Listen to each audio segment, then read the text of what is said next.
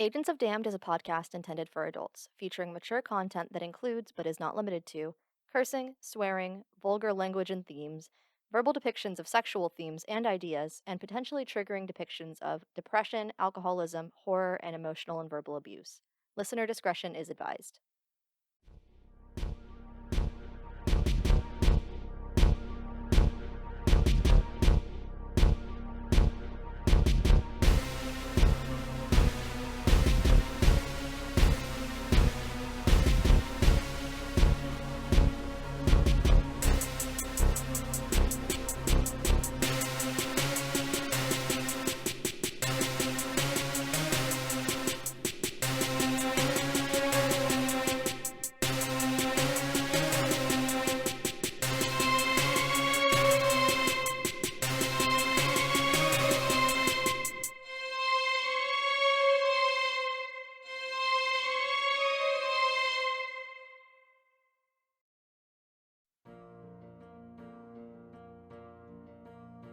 Hello everyone, and welcome back to Agents of Damned, Age of Despair, your Let's Play D&D podcast, featuring myself, your sometimes benevolent, often malevolent Dungeon Master, Jordan Roman. And, as always, I am joined by my fellow players. Sometimes benevolent. Hi guys, I'm Katie and I play Safe. Hey everyone, I'm Christina and I play Wintera. And I'm Drew McLean, and by the punishingly pounding pain of my hangover, I play the good Dr. Arlo Aegon. Points for alliteration, even though it had nothing to do with Bahamut. Canonically, it's Halloween for us, y'all. Yeah, for those of you listening at home, this is a little peek behind the veil. We're filming this the day of Halloween, but the day after our Halloween festivities, and your boy goes hard. But it's shortly after the New Year, so Happy New Year, everyone! Happy New Year, guys! Oh, so in the future, I'm probably also hungover as well. Yes, not much has changed. Time travel. So, now that we are here in the real part of our campaign, why don't we kick off the new year with something I thought y'all might have noticed last time as a big giveaway that I had some secret shit planned. The post-arc recap, which I didn't do last time. Yep. Previously, on Agents of Damned, Saith used her second boon to restore Oliver, Wintera's long-dead baby brother, back to life. While originally told they'd have to wait to head back to Silvery Moon to check on the status of Oliver, Bookworm also had business in Silvery Moon and helped the agents to bypass the waiting time and leave immediately. Upon arriving, they found that Oliver had been given fire powers that he was completely unable to control. With Oliver confirmed safe, the group made their way further south, past the Midnight Woods and into the Forest of Lost Giants. There, they encountered the Necromancer that Bookworm had come to face. The agents found they were unable to face the magics this creature wielded, and were overpowered by the undead it controlled. After a quick retreat, Wintera was attacked by Ash, who implanted her with a cursed gem, and the Yuan-Ti twins, Sasava and Avasis, stole her memory of the battle.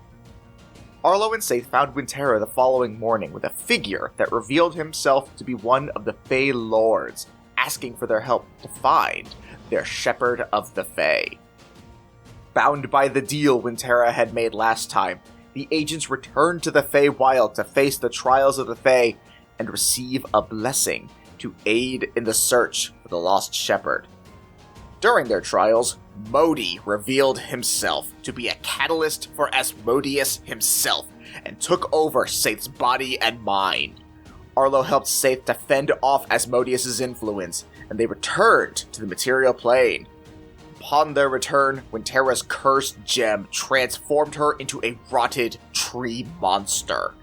After a fierce battle, Wintera managed to break from the curse and awaken her shepherd powers.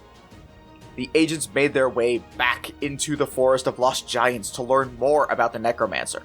There, they learned that the necrotic hand that followed the Necromancer had killed Bookworm's old mentor and was controlling it and all the other undead in the forest. The agents made their way back out of the lair, only to be assaulted by the twins. The Yuan-Ti were quickly defeated, but not before their own cursed gems erupted, transforming them into monstrous new forms. During this fight, Oliver awakened his druid circle and gained control over his flames, helping to defeat the cursed monstrosities. Upon returning to the Midnight Woods and Silvery Moon, the agents recruited several allies to aid in the coming battle against the Necromancer and the living spells he had created in life. Through an epic battle, Bookworm was able to give her friend a proper goodbye, and her and Wintera managed to destroy the Finger of Death and the other animated spells with the use of the Star Bomb. That night, the agents celebrated, even leading to Wintera gaining the liquid courage needed to confess her feelings to Bookworm. The following morning, they all returned to HQ for a well-deserved rest. However, fate was not so kind, as Ash had managed to sneak in with them to attack Damned and finish his fight with the organization once and for all. The other operatives joined the agents and held off the enraged Shadow Dragon before Ryan and Orlo came to their aid. Before the final battle between the head of Damned and Ash could begin, Odart underwent a bizarre transformation, as the resting Vincent had awoken from within him and took control of Odart's body. Vincent quickly defeated Ash and turned his attention to the agents. Vincent then made a pact with Bashaba, the god that Ash had served, and regained his original form. Before he could battle with the entirety of Damned, Odart managed to regain control for a brief moment and sent everyone else out of HQ and sealed himself inside, trapping Vincent in the pocket dimension with no way in or out. And thus we resume our tale.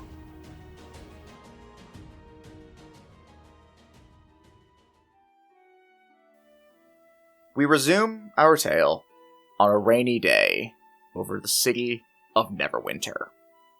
It has been 6 months since the battle with Ash and Vincent.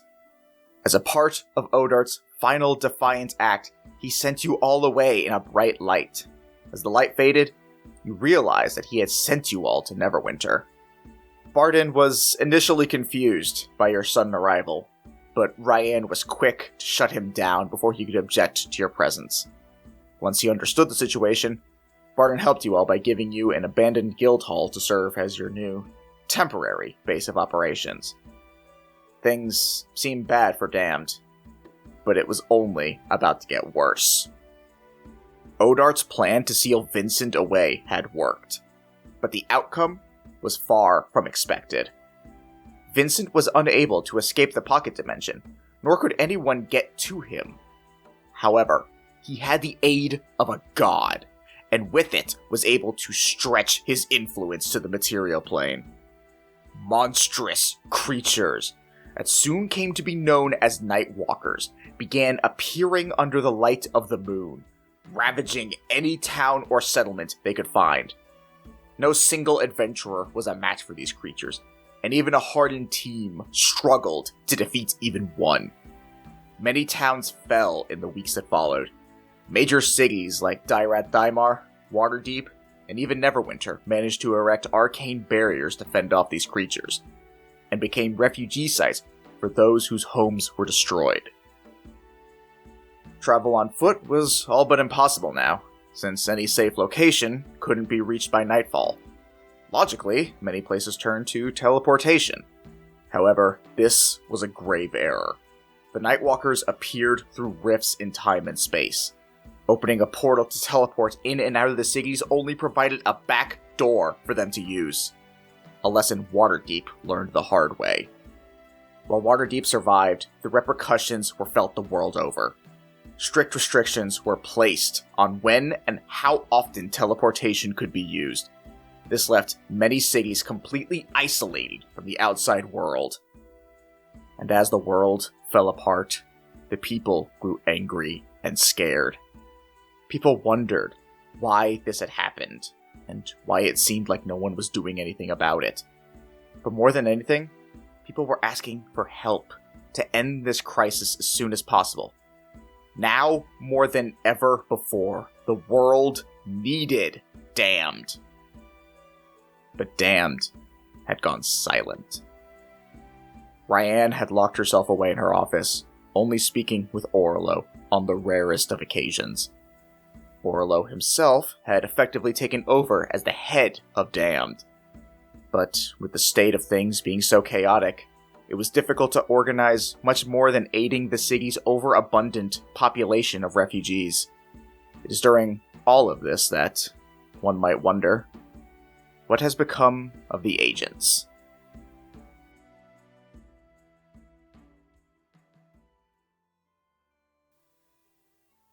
Wintera, Hi. your time during all of this has been spent a little bit differently. And where we find you on this particular night is not at a tavern, not at a toy store, but rather in a refugee camp. Specifically near one of what is now an extremely overcrowded park area. Presently, we see you drawing a summoning circle along the ground. This is a little pet project that you took up. You and many of the other conjuration-based spellcasters that either lived in or found their way to Neverwinter. Just, in case something like what happened to Waterdeep should happen here again, you want to make sure that you can fend off these monsters. You've been going at it for quite some time, and you know that once you hit a year, this thing will be permanent, which will be a huge boon, but even then, best to stay vigilant. As you finish inscribing this for the day, you stand upright and look around, and you just see an endless sea of people, all huddled together, trying to find some semblance of room for themselves, just whatever they can to try and make the best of a bad situation. And it's not just people from Neverwinter, it's people from all over. You even see a few familiar faces, as some refugees of Silvery Moon managed to make it here as well. As you look around at all these people, what is Wintera thinking in this moment? She's sort of keeping an eye out. She hasn't really heard too much, I think, throughout the 6 months, but she's been kind of nervous and anxious about everything going on. She's looking for anything that's going on as far as her family or friends that she may have made in Silvery Moon, and just generally being as vigilant as possible with everything that's been worldly happening. As you look around, I want you to, real quick, roll me a perception check. 26. As you look around, you do see a familiar figure, which, all things considered, is kind of amazing you managed to spot this person particularly. But then again, not many people wear foogie pajamas on their day-to-day. Sibo? Oh, Wintera! I didn't realize you'd made it here. Yeah, yeah, it's been busy, but we have. How are you? Oh, I'd like to say I'm good, but that'd be a bold-faced lie. After all, my home lab destroyed, and well, the world is literally on the brink of collapse, so, not to mention all the very clear and evident negative consequences of vast population change in an area, and just, that whole thing. Yeah, it's been hard on all the druids. There's only so much we can do as far as food and things, but we've been working a lot. Sleep isn't something we've been doing a lot of, but I understand. Most of us haven't, honestly. Especially after, Yeah. How is anyone else from the town with you? Is everyone else okay? Did they make it out? Roll an insight check. Yes. That is a nat 20, so 27. Alrighty then. He looks sort of upset by you asking that, and it feels like it's sort of built on top of, like, his stuttering from a moment ago. And he says, "Well, yes, a good number of us made it out. Even your family managed to make it. It's all thanks to Niavra. Siba, what does that mean? She insisted that it was the assistant's duty to do her best to support the mayor, and that the mayor's place is with his people, so she stayed behind to buy time for the rest of us. We have heard nothing from her since." Wintera looks devastated, like a combination of being devastated and pissed at this revelation. Like I said, I'd like to say things have been going well, but bold-faced lie. Yeah, I didn't really expect it to be great, but And thanks to her, pretty much everyone else made it out. It was the best of a bad situation, so... we've had a lot of those. For what it's worth, I have seen your clan around. They normally tend to stay closer to the water fixtures. I believe they said it makes them more comfortable. That makes sense. Have you seen them recently? I mean, I try and help Granifor and make the rounds, but it's... I try to not go too close by. I feel like... Wintera, I am truly so sorry. I feel like there was more I could have done, but I just let Niavra take the fall on that one, and now here Sibo, I am. Stop. We're all doing what we can, and sometimes it feels like it's not enough. I can't tell you how many times I've had that same thought in the last 6 months, but things aren't okay right now, and it's fine that we're not okay about things not being okay. But we can't let that stop us from moving forward and doing what we can from now on. We have to look to the forward and go from there. This is only part of the journey. You're very wise for your age. I like to think my dad has something to do with that. Well, I assume, since this is the first you've heard of it, you would like to see them, so let me get back to doing what I can. Yeah. It was good seeing you, Sibo. Likewise. Stay safe. You too, my friend. And Sibo makes his way off. Yeah, Wintera immediately is tracking for her family at this point.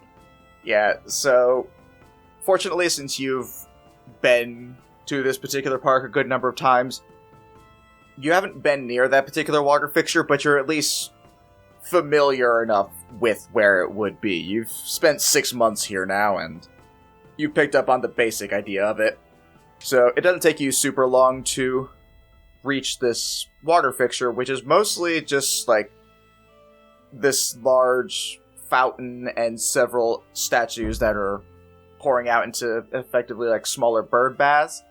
A lot of these appear to have been sort of emptied out to help make more room, but for one reason or another, the main central fountain has not.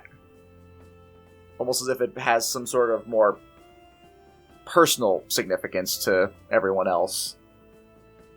But as you approach, sure enough, you do happen to see a small clan of bear people. Once Wintera is within about 30 feet of it, she druid crafts a wisteria flower on top of the water, instead of pouncing on any of her family, because she feels like that's probably a very bad idea to try to scare her brother at this point. I was so afraid you were going to say you wrestle Erwin. No, she's not that unaware of the situation and how grave everything has been. It is not the time or place, and she's not in the mood. Okay, cool. At least we have that much tact. Awesome! Yeah, you do that. You notice that most of them are talking, but Autolo is actually currently sitting on the edge of the fountain, and she notices this wisteria grow and looks very confused for a moment, but then almost instinctively turns around and locks eyes with you. And she faintly, says something sort of under her breath. You're 30 feet away, so it's still too far for you to hear it, but it's not too far for everyone else to hear it, as they immediately turn in your direction, and the next thing you hear is Oliver going, "Tara!" as they all just run towards you. Oliver, inexplicably the fastest of them. Alls! And she just kind of picks him up and swings him around and puts him on her back. Hey, everyone. Tara, I didn't realize you were here. We'd have tracked you down sooner if we had known. It's okay. It's been busy. I can imagine. Your mother comes up and says, "How have you been handling things?" As well as they can be handled. Fair. I assume you and that friend of yours have been keeping each other company in these hard times, yes? I haven't really seen her too much. We've all been kind of busy, and it's not like things are bad, but it just feels like there's so much going on, and there's never the right time to ever talk or hang out, or there's just handling everything else. She puts a hand on your shoulder and says, "As long as you are both there for each other when you need it, then I think that's a sign that things are still okay. Yeah. You don't have to worry about us. We're managing just fine. We're helping out here as best as we can. May not be our forest, but when people need our help, that is where we go." I'm just glad to see everyone. I saw Sibo earlier. Yes, he's been taking things especially difficult. He blames himself for a lot of it. Seems like a lot of people have been blaming themselves for things. It's human instinct. Yeah. There's a lot of instinct happening. But it's only part of the journey, right? That's right. At this point, Audelo manages to make her way over. She didn't sprint over to you. Not that she's not happy to see you, just more taking her time. And as she gets over to you, she says, "Wintera, dear, could I have a moment alone with you?" Yeah, of course. What's going on? She guides you over and sort of nods to Holly, and Holly looks confused but gives a knowing nod back. You get the feeling she doesn't know what your grandmother's about to say or do, but that she trusts it's fine. And Audelo starts walking and says, "Now, I'm not sure if you have noticed this or not, but upon seeing you just now, I picked up on it almost immediately. Your blessing seems to be fading, yes?" Yeah, I think so. Not surprising. It's more of a temporary gift, though. Fortunately, it seems as though there are still some lingering magics in there. Your shepherd powers are still fully intact, I assume? I haven't really had to use them too often, but yeah. One of those things I'm afraid if I do use it too often, people will target areas, so, you know.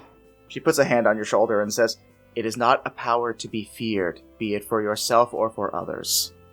It is a power meant to help you guide. And that is what I wish to speak with you about. Normally, in this instance, I would say it would be an ideal time for us to contact our allies over in the Feywild. After all, the deal that the two of you made, you and the Lady Titania, was not a one-time deal each. It was in times of the other's need, ongoing until the end of time. Unless she was being weird about it, but I like to think Lady Titania has more honor than that. But unfortunately, that is impossible as it is right now. The portal that we have access to is in our woods, and, well, it's not exactly possible to get there right now in one piece. Yeah. It's very dangerous at night. But I think it would still benefit us to try and contact them. Seems like you have an idea. Yes. You. Me? Mintara, you are in a very unique position. You were given powers by the lords and ladies upon your very birth, and they have grown with you throughout your entire life. Not only that, but you have made an agreement, an arrangement, a bonded trust with them. You formed what in the Feywild is called a bonded heart. Fey creatures that do this are able to be aware of each other, to commune with each other across long distances, across space and time, as though they are never truly separate. I believe, with your powers, you should be able to commune with them. And I wish to show you how. Okay. You notice at this point that she has actually been walking you over towards the fountain. And she says, "Now, in order for this to work, I need to explain to you how travel to and from the Feywild works. I assume the way that you understand it is that you use the portal area in order to open a void into the Feywild, yes?" Wintera looks pretty wide-eyed, like she's never actually considered how the actual magic of getting to the Feywild works. I see Holly never explained this to you. Fair enough. Okay, so what I have just said is all wrong. So I guess it's for the best you didn't understand that. You do not access the Feywild. You bring it to you. So when we use the moon's light, or, as I am about to do, moonbeam, we are not opening a path to the Fey, but we are creating a beacon for the Fey to find us. Well, this fountain is certainly no portal. I believe it should still suffice for the sake of communication. And once you establish a link, it may not even be necessary.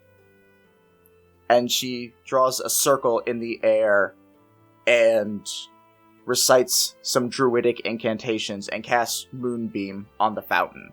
And then looks at you and says, "Save your slots, this one's on me." And motions for you to walk into the now moonlit pool. She just kind of looks over at her and glances back at the others and then steps in. You notice the others look concerned because she's motioning for you to walk into a moonbeam. She just kind of nods a little bit like, it's okay. It's not going to hurt you, this is different. And as you do this, she says, "Okay, now, I need you to feel inside yourself and try to find the Fae within you, and then draw it out." She sort of closes her eyes for a second, and she's thinking really hard. And for a second, she burps. She's like, that was the wrong thing inside me. Hold on. Upper chest. And she reaches inside of herself and searches for whatever Fey energy it is that is essentially her shepherding. So you search within yourself. And at first, there's nothing. And then, after a moment, as your thoughts begin to fade into the background, you feel a pull. And then another.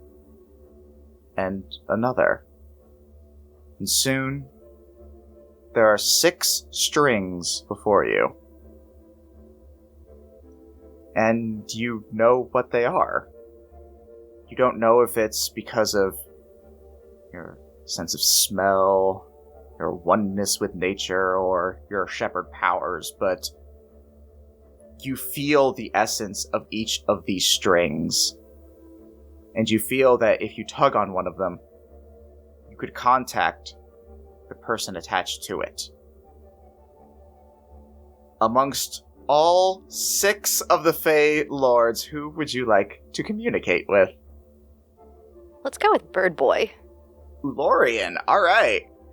So you grab the string for Ulorian, and the string turns to dust. The other ones vanish. And before you, you see Ulorian, one of the 2 Fey Lords of the Spring. He says, "Oh, appears I have been called upon. I wonder, but... Oh, Wintera! What a pleasure to see you! Ulorian? Glad you finally learned how to do this. I'm starting to wonder. Seems there's a lot of things I have to figure out still. Of course. Life is a never-ending journey, like a winding river. You can only follow its course until the end." Yeah, that's true. I have a question for you, actually. Here's hoping I have an answer. Have you noticed anything strange in the Feywild recently? In a negative way, outside of any, negative Fey things that usually happen, just more. Or the Jockbirds and the Birdies, have they reported anything? The Jockbirds and the Birdies have been their usual selves. Though, night does seem to fall a little sooner. And usually, the moon seems to be full instead of following its normal phase.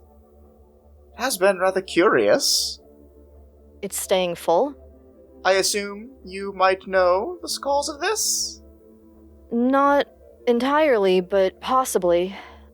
There have been some troubles here on the material plane. Of recent issue with someone making a pact with Bashaba and causing some problems. But yeah, it's been causing issues at night here as well. Ah, the nights are troubled. That would explain it. The Feywild is but a mirror, a reflection of your world as you are of ours. If one thing affects ours, it affects the other in turn. Have you a plan to fix the night? Not yet, but hopefully soon. If I might offer some wisdom for you.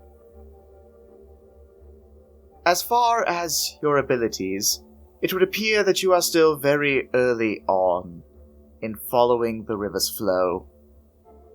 You have awakened but a fraction of the power that was bestowed upon you. Tell me, how do you remember gaining your abilities? Well, I was born, and then I saw these lights, I guess, and I reached out to them, and then I guess that was how it happened. What did the lights look like? I suppose that they resembled the spirits I can summon, the bear, an eagle, and a wolf. You mean like this? And he holds out his hand, and the visage of the eagle spirit that you can summon appears in his hand. Exactly. You have seen but the first gift, Wintera. Myself, my brother, and Oberon were merely the guides for the power. After all, it would be a rather half-hearted gift if only 3 of the lords were to bestow blessings upon you, yes? Oh, interesting. You've more power yet resting within you. Gifts from Titania, Hersum, and Sarastra. We cannot tell you how to gain access to these abilities, but I am sure in time their powers will become known to you as well. It is my hope that these powers will help you in fixing the night sky. After all, the destiny that we offered you is one of guidance. Very true. I hope that I am able to fix it. Please, if anything is noticed in the Feywild and things are ever going wrong because of the weird night sky there, let me know. I shall keep the aviary on full alert. Thank you. I would hate for anything to happen there. Oh, of course. The jockbirds are rare and endangered species, fully under my guard. Well, yes. That specifically. Yes. So, anything else you wanted to talk about? How have you been? Oh, pretty good. I just saw the jockbirds do their third morning workout of the day. That was fun. Ooh, any fun new workout things they're doing? Just more squats. Oh yeah, that's a favorite for them. You should teach them the little air armbar thing. The jockbird that I usually summon has this really weird, just like aerial move he does, where he lifts up a bunch of weights and then does a dive bomb and picks them up at the last minute. It's this really Oh, the really one where weird they thing. snap their neck like a rabbit. Yes, that. They do one. like that one, yes. Okay, well, I should probably get back to them. Oh, Regular right. Yes, things. of course. Sorry, I don't want to hold you up. Saving the world and all that. I understand. Something like that. It was good talking with you. Of course. All of us are here whenever you should need us. Until then, take care, our shepherd. She nods and essentially tries to think about not doing this and tries to go back. And the visage of Ulorian fades, and you find yourself just standing in the fountain again.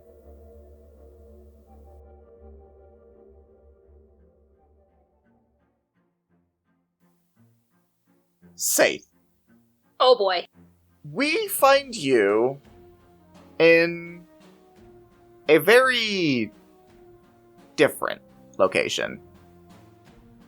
You're not in one of your usual places, not some seedy back alley, not at a tavern shooting the shit or downing ales, nothing like that.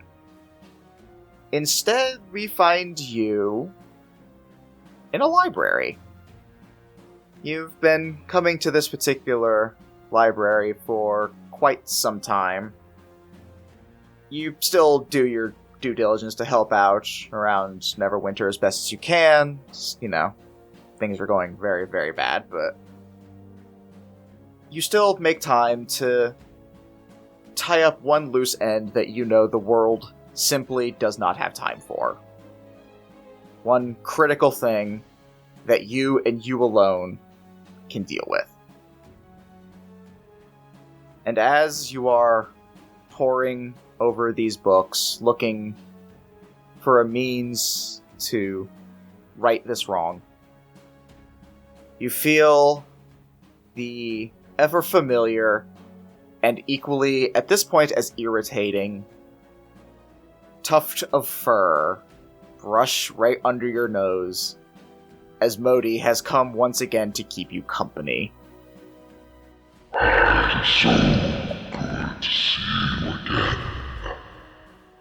What nonsense are you looking into today? We've already had this conversation, Asmodeus. He looks down at the book and realizes that you are looking into information on deities. And he snickers to himself. Says, Still playing this little game, I see. Why do you continue to follow the shroud? You know you need my powers. No god will accept you.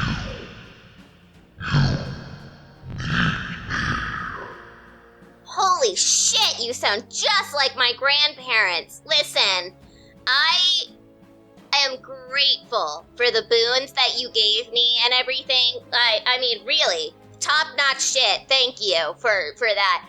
I don't need you. I don't need you for anybody. Anything. I've never needed anyone. Asmodeus, I have always taken care of myself. And I will continue to do so. But now, there's a difference, little boy. There's You speak actually... bigger. No, you do not interrupt me anymore. I'm sick and tired of this. If it's not you, it's Warwick. If it's not Warwick, it's Ash. If it's not Ash, it's that fucking clown. I'm over it, Asmodeus. I am done. I don't need anyone. Let alone you. You think that I'm not serious? I'll show you how serious I am, Modi. As you say all this, you see Modi's expression slowly but surely, word by word, begins to shift. His confident, arrogant smile shifts to a look of concern and frustration as he realizes you are serious. You do want out. And as you see the machinations begin to turn in his head, you simply turn back to your books, ready to find whatever it is you need to break this sad excuse of a pact. Before you can dive back into your books, you feel a hand rip out of the ether and grab you, lifting you high into the air as you are all of a sudden in a black void with Asmodeus before you. Not Modi, but the real deal.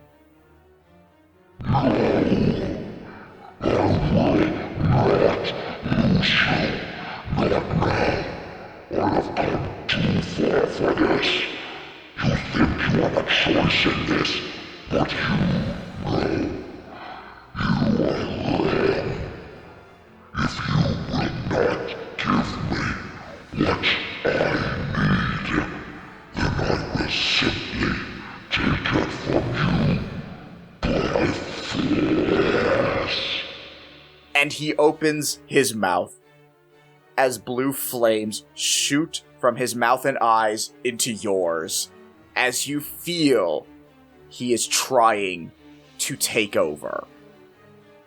Roll me a charisma saving throw. Got it, King. How's 18? That does not pass. I didn't think it would. You feel his will, his life force, his very being begin to seep into you. And it feels different than how it did before. When he took over during the Fey trials, it felt more like you were being pushed aside so he could take control.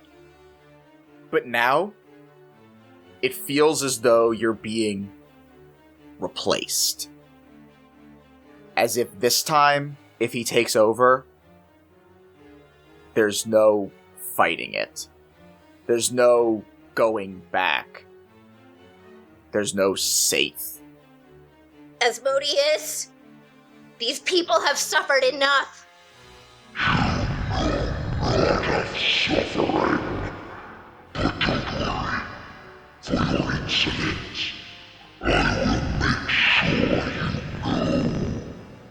Roll another charisma saving throw.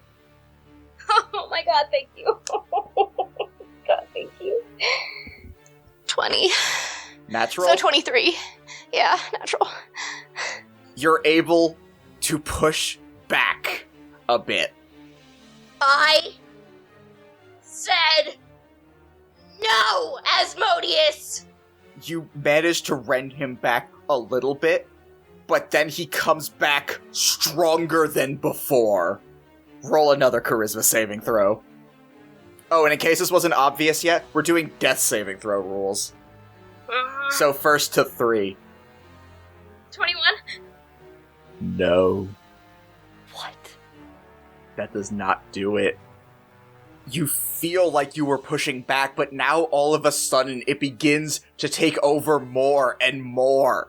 You feel you're losing your sense of self. Your very existence seems to be withering away to nothing. Your vision is starting to blur as you're desperately struggling to hold on. And I need you to roll another charisma saving throw. It's another 21. Still doesn't do it. I know. Right. And that's 3 fails. Say, you feel the entirety of Asmodeus begins to consume you. The final embers of who you are, no, of who you were, are being snuffed out. What does Saith, in her final moments, think?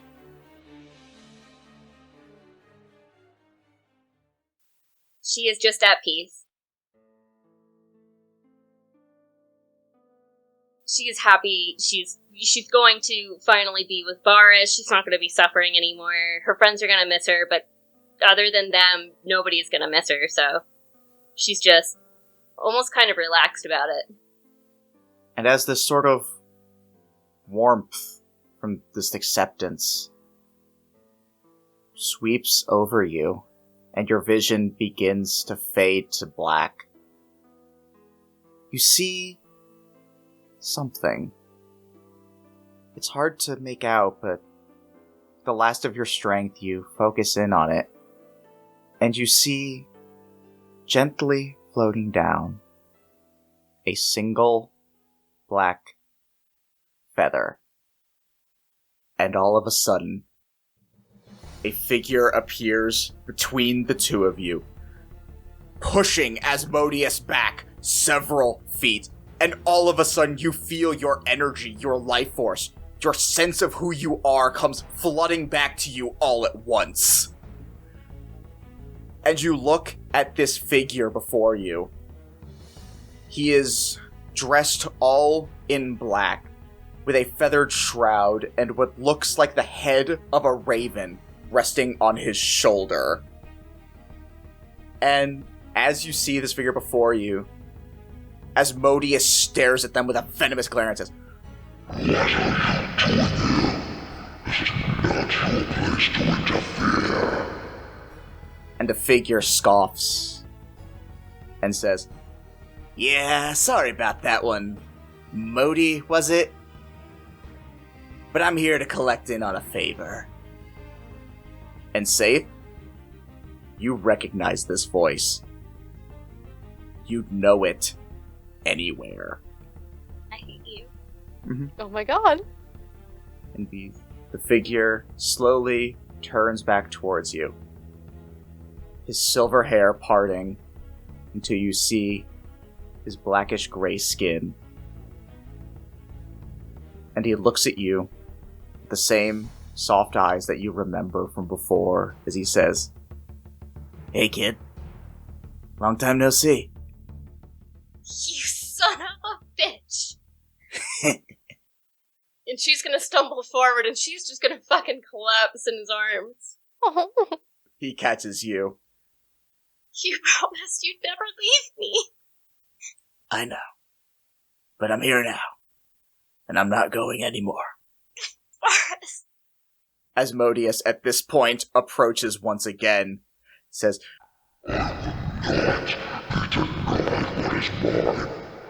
Fuck off! Can't you see I'm having a moment here?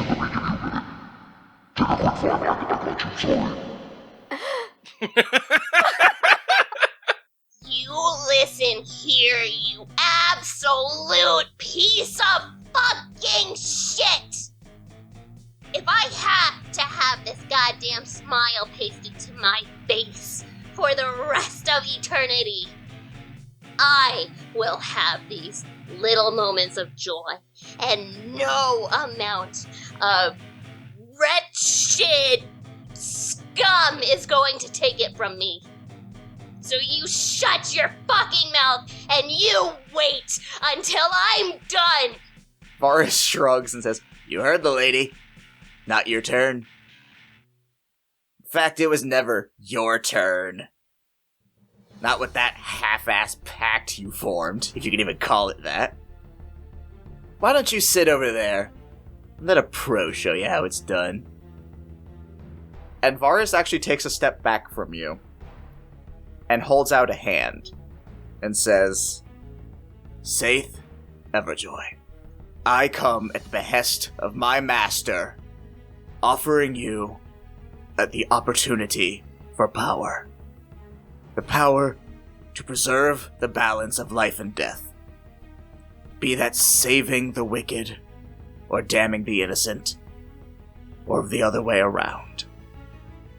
Being impartial in the face of it all, such that life may preserve and death may carry on as it always should. Offer this, and a piece of who you are, of who you were, and this power is yours. If you agree to this pact, then take my hand."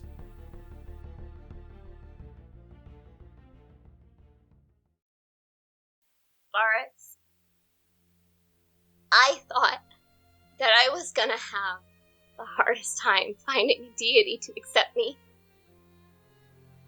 Turns out my deity accepted me from day one. You don't even have to ask. And she pauses for a minute, and she's gonna raise her hand to her chest, and she's gonna take out Silence Youngblood's amulet. She's gonna remove it from her neck. She's gonna stare at it. And she's gonna look at Modi. This amulet holds memories, both beautiful and tragic. You soiled my mother's name and image. That does not soil my memories of her. I accept.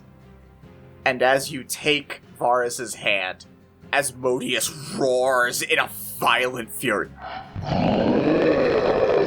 and dives towards you, but collides with a barrier of dark energy, as Varus coyly turns to him and says, "Sorry, not yours anymore.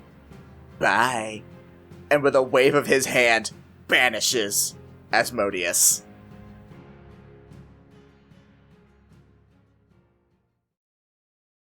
Anymore? I never was. Yeah, I know. I was just going for like a dramatic thing, you know. It's just, the flair and all that. She's gonna punch him, like, hard on the shoulder. As you go to punch him, your hand goes clean through him. Oh, that is cheating! You notice at this point you are actually now back in the library, and Varus has a sort of ethereal nature to him. No one can see you right now, huh? Yeah, no, kind of a whole part of the deal about being dead. Yeah, sorry, that's still very much a thing. That didn't change. I know, Var. You need a minute? I just... You left me here feeling like you were trapped in some fucking soul trap in that middle of that circus thing. Oh, I'm terribly sorry that I inconvenienced you with my death. You did inconvenience me with your death! Sorry, I was just busy being forced to wander the astral plane as a bodiless husk of a soul. Forgive me for not being more considerate. I can't stay mad at you. I would sure fucking hope not in this context. Did just fully save your life, by the way. Just gonna toss that one out there. Again. Maybe we would have ended up walking the astral plane together. Oh boy, I hope not. Ouch! No, it's so boring. It's so boring.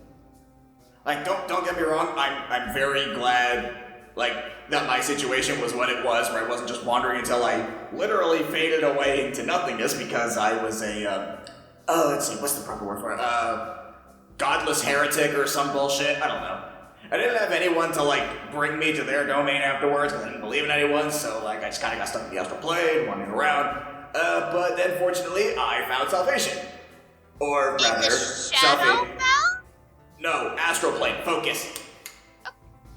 Two very different things. No, Shadowfell's not where you find salvation. That's such a bad place. I can't even begin to describe how bad of a place that is. Like, dear God. Alright, Boris, you're rambling.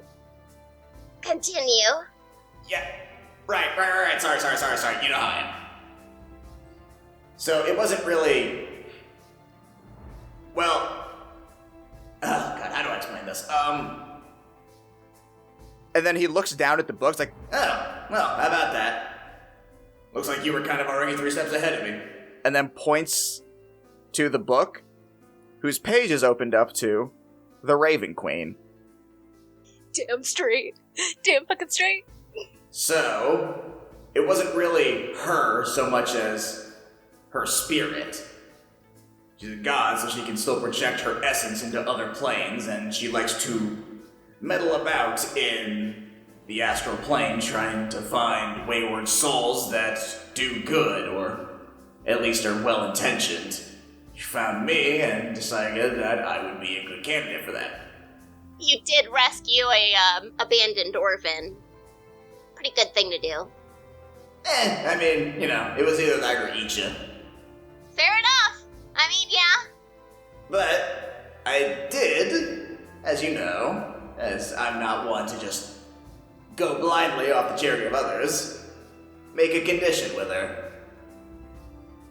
If, for any reason, you ever needed my help, I would be allowed to help you.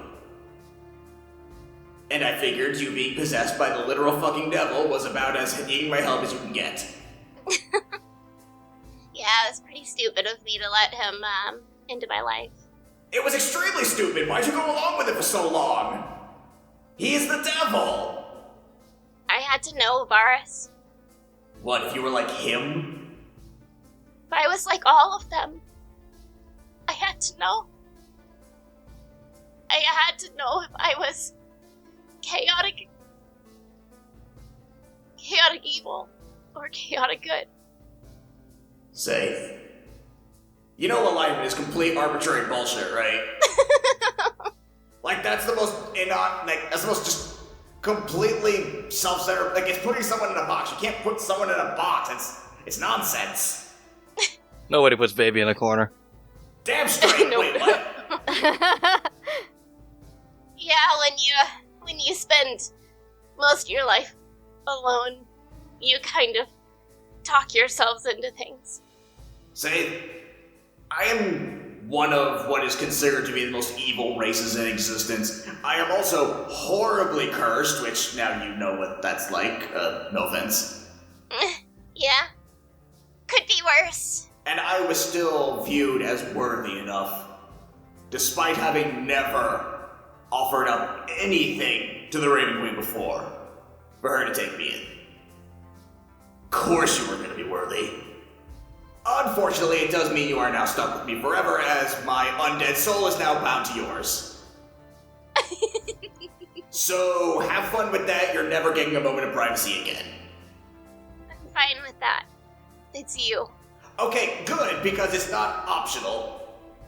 I mean, when Tara's got Pendleton, I'm sure I can deal with you every once in a while. Who? You'll see. Alright. Oh, right, almost forgot. One other thing. So as part of the whole package deal, it does me no good anymore. I got a little something for you. Here. Yeah? And he holds out his hand again. She takes it. As you take it, you feel not that you're grabbing his hand, but that you are grabbing the handle of a blade. And suddenly, in your hand, a rapier, black in steel, with feathers decorating the hilt appears in your hand. Hell yeah. And Varus is gone. Sup? You hear from the sword. Are you kidding me? You're my sword? This is the best! Yeah, I'm your sword. I am your Oh my sword God. and your shield, my lady. This is... No, just the Oh sword. my god! Oh my god! This is even better than Montera's Sword of Warning! This is so great! I can't remember the last time I felt actual joy like this. Oh, okay. Now I understand why you called me Ever the Joyful. I would like to think it was where I took you to the circus mere moments before I died, but you know. Oh, yeah, thanks for that. You No know, problem. leaving me in eternal pain. I died! And you left me! Asshole! dead! I've been alone for 17 years! Bastard.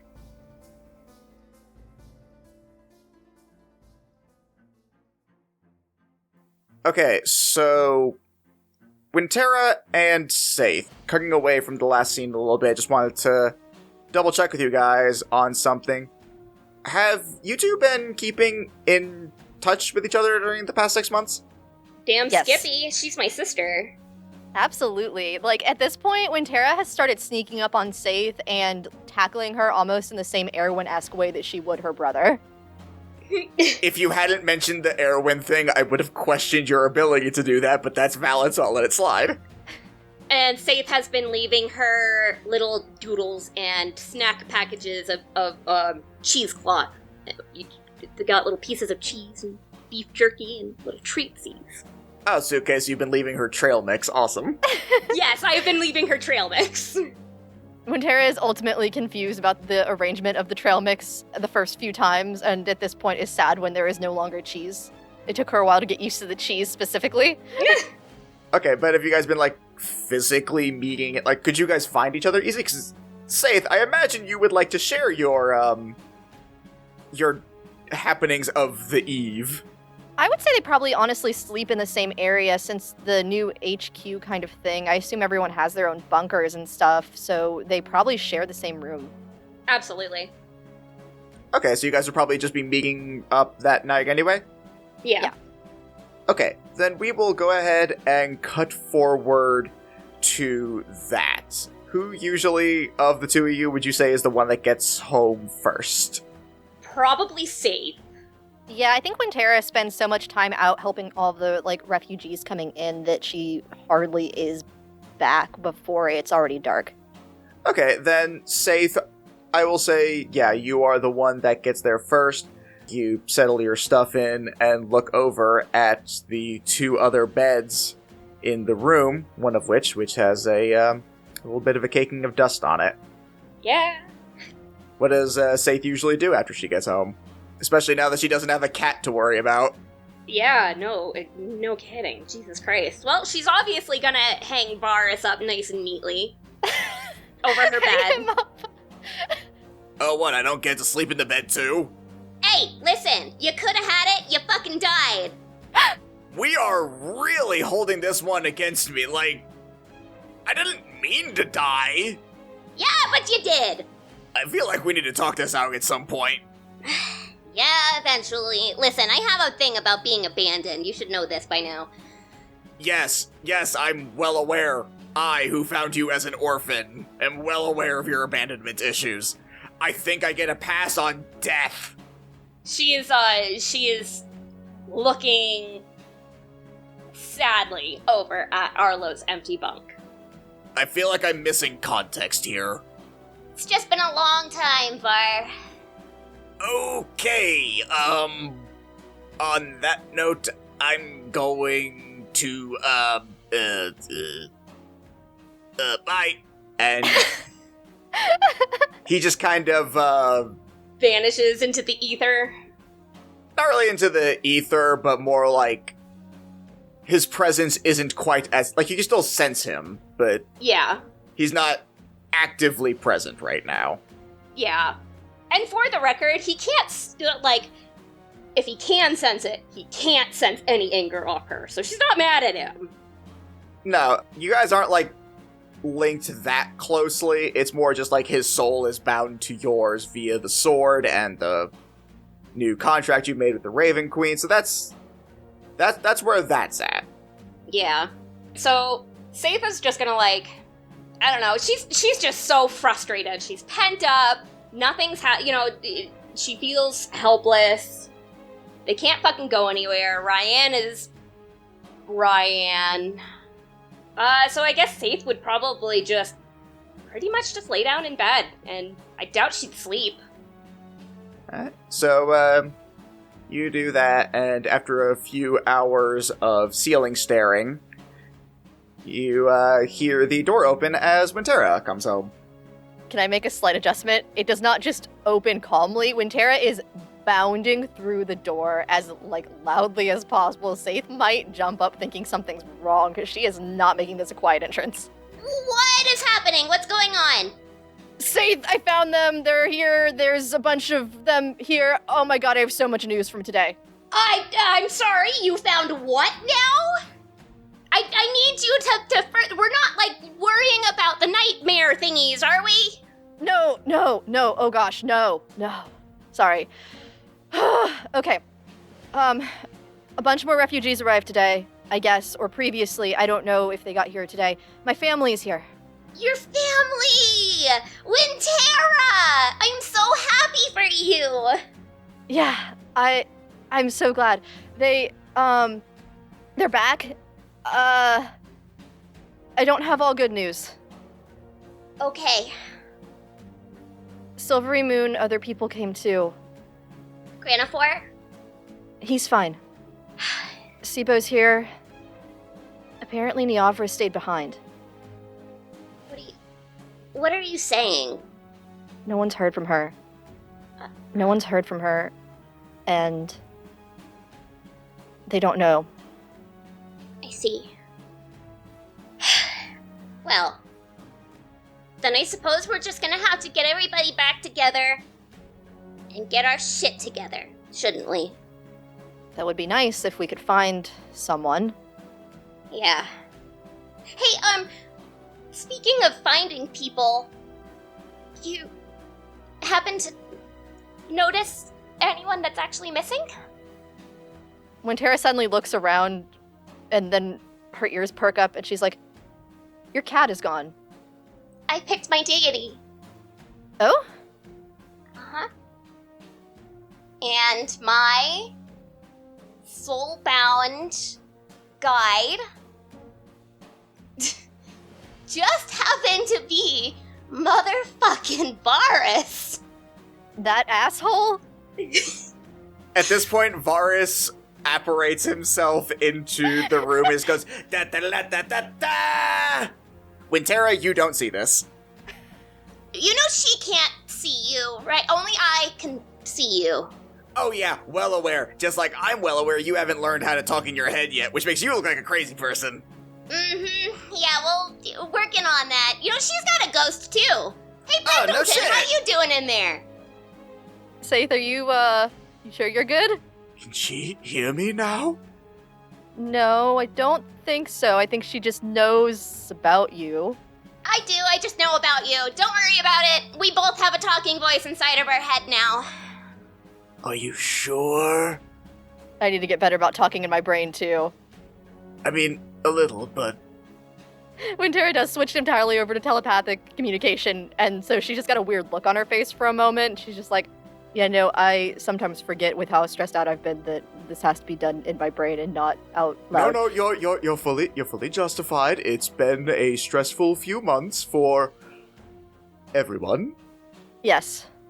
That's an understatement. Do you think she's actually talking to someone, or do you think that there's something I should be more concerned about? Well, I don't really know how that whole thing works. I just kind of got my own deal. I will say the sword hanging over her bed is new. Oh, that's true. That is new. And Wintera switches back over out loud, and she's just like, oh, so, is he, stuck in your sword? Yes, he is my, So, I'm not quite sure how to explain that, but more or less, yes, Varus is my sword now. Oh, okay. Okay. Listen, I don't fully understand it either, and I'm not going to question it. As long as it's not Asmodeus, I'm happy. Yeah, so did that work okay? Was he just like, okay, yeah, see you later? Or is he coming back? Because that seems like something for someone is generally, I'm gonna worry about what's the the coming word? back thing later. The whole letting me go thing. Honestly, I am not sure who was more pissed off by the fact that they lost me, whether it was him or my ex-husband, but we'll see. Wait, what? Wait, what? You knew about Warwick. That was in her head. She didn't say that out loud. Oh, yeah. Sorry, you've gone through a lot of stuff. I kind of forgot about the fact that you were being married off at age... Oh, God, what? We're not going to talk about it. How pedophile was he again? Pretty gross. It's pretty gross. Yeah, no, extremely. Pretty gross. God, were you even a teenager yet? No. God, that guy sucks. I mean, I would have been by the time we got married, actually, but... Oh, well, shit, that makes it all better then. I'm just imagining the back and forth of them going from in their head to out loud and then having weird looks on their faces while they're having telepathic talks in the room. I'll explain later. I mean, there's still plenty more that I've got to talk to you guys about. You seem to have had a very complicated life before we all became... And when Tara pauses as she was about to say the word family and looks over at Arlo's bed and then looks back at Saith directly and says, before you and I became so close. Damn! If Saith is standing, she's gonna go over and she's just gonna give her a hug. When Tara meets her fully. Saith, as you are giving this hug, you look up and you notice that you guys have some company. You see Harvin, Fryden, Raylan, Stranglin' Mike, and Barden are all standing outside your door. Harvin has his hand up like he was about to knock, but then you guys made eye contact, and he says, I guess I don't need to do that anymore. Hi, everybody. When Tara disconnects from Saith's hug and looks confused about all of them being there, is there something wrong? Well... And then Fryden chimes in and says, I am assuming you mean besides, how you say, everything going to shit? Yes, I mean more specifically, like, do we need to go start fighting anything? Is there something wrong in the town immediately? Oh, no. Nothing like that. We actually just needed to ask you a question. Oh, Anything. What do you guys need? Raylan says forward and says, have you all seen Arlo recently? no. No. Have you? No, that's why we were asking. That seemed... I think I got two very different energies off that. Are you guys okay? It's just been a while since we've seen him. You know, you'd think that for someone, you know, who becomes what is essentially a family with people, they wouldn't just disappear for 6 months and never leave a note or, you know, try calling you or letting you know you're okay in somewhere. He could be dead and he hasn't told us. All right. What if you guys found out? Because you wouldn't be here if it wasn't something. It's at this point that Barden actually steps forward and says, it's not so much that we've found something as we've hit a little bit of a dead end. We need to find some way of getting your boss out of her stoop and actually helping again. Yeah, good luck with that one. As much as I would like to claim it's possible, I'm just a city guard. I only know how to protect Neverwinter, but the world is what needs help. That's what you all do. But ever since you all showed up, things have been so disorganized, and I haven't been able to get a hold of her nearly the entire time since she, I suppose justifiably, yelled at me. You notice that all 4 of the other team captains kind of give him just like a glare at that one. But Harvin then says forward and says, we need something that we think will reach her. And we think a plea from all of the team captains might have that possibility. Especially with Arlo, who seemed to have developed the closest relationship with Ryan. So, well, we would like to think that the four of us who've been around a bit longer might have some ability to convince her. It feels like it would be foolhardy of us not to bring our best piece into the fray, and we were hoping you might have known, since admittedly, we have also found that Arlo has been a bit scarce. I wish that I had an answer for you guys, but I honestly don't know where he is. However, we do have connections. It's time to bring him home. Well, glad you all finally agree with that. You all hear from behind you. Hey, Shrimp! You guys turn around, and leaning against the wall is a 2-foot-tall, hooded figure who steps forward and unveils his hood, revealing Milo. Little rude to greet me that way, but suppose that's fair, isn't it, Smiles? It's all out of love and jest. Well, I know where your friend is. I can take you to him, but just be aware it may not be what you're expecting. Take us there, Milo. We follow your lead. If you know where he is, we'll follow. Alright then. Who's ready to see a show? And that is where we shall pause our tale for now.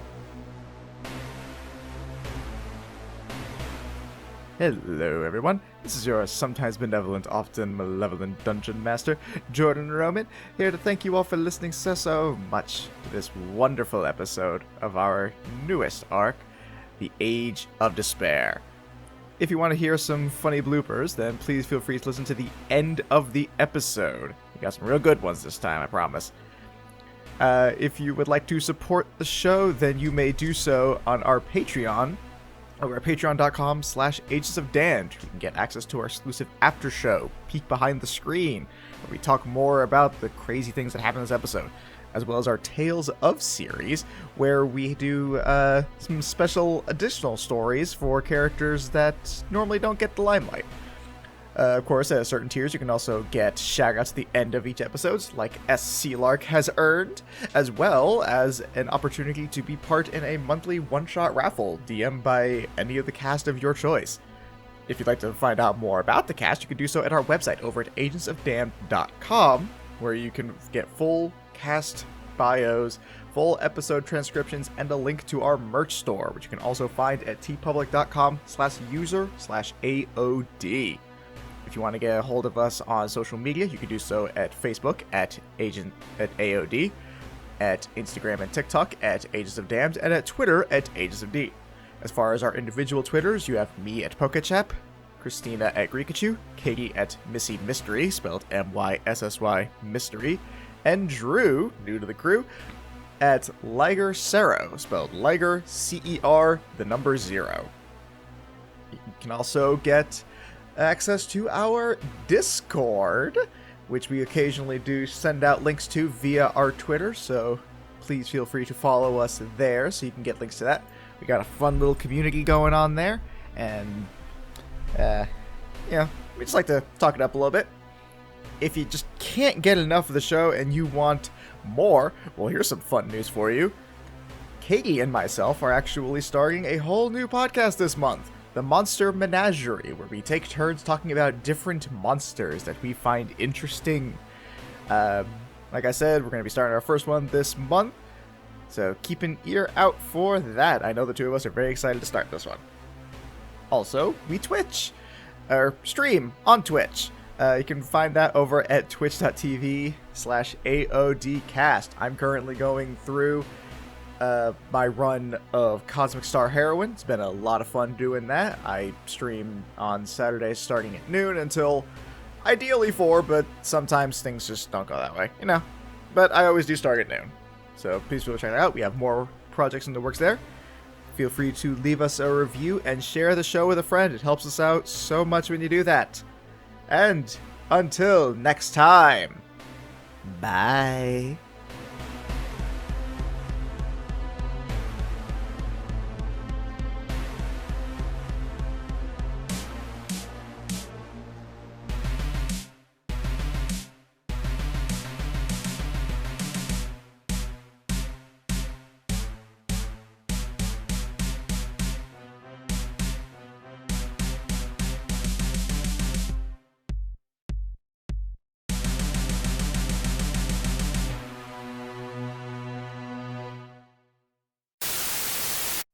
Well, you gruesome oaf. Do you see anything that you like? I mean, I guess there's some good stuff here, but I don't know, it's all too prissy for my taste. Yeah, I think it's more like for the everyman and doesn't sacrifice on comfort in any way. I'm going to ignore how hurtful that comment was. Let's see. Something that is intended for any one person, but also is comfortable. I'm going to do something I normally wouldn't do and recommend a competitor. Have you thought about Black Feather Apparel? Who that? Black Feather Apparel is an online retailer that sells a wide variety of graphic tees. I do like me a graphic tee. Not only that, but they also have several hoodies that are equally as gorgeous as they are comfortable. Alright, well, what about like my lower half? I'm glad that my upper half will be nice and comfy, but I don't want my butt to get all chilly. My goodness, you're so boorish. Fortunately, they also carry several different sweatpants and leggings, each as comfortable as the last.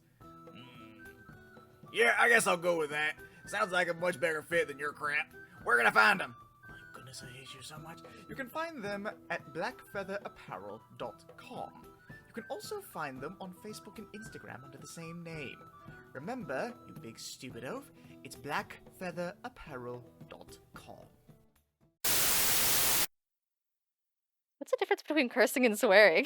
Those are the same thing. I put a curse on you. I don't think we're actively cursing each other, at least not in real life. What? Wait.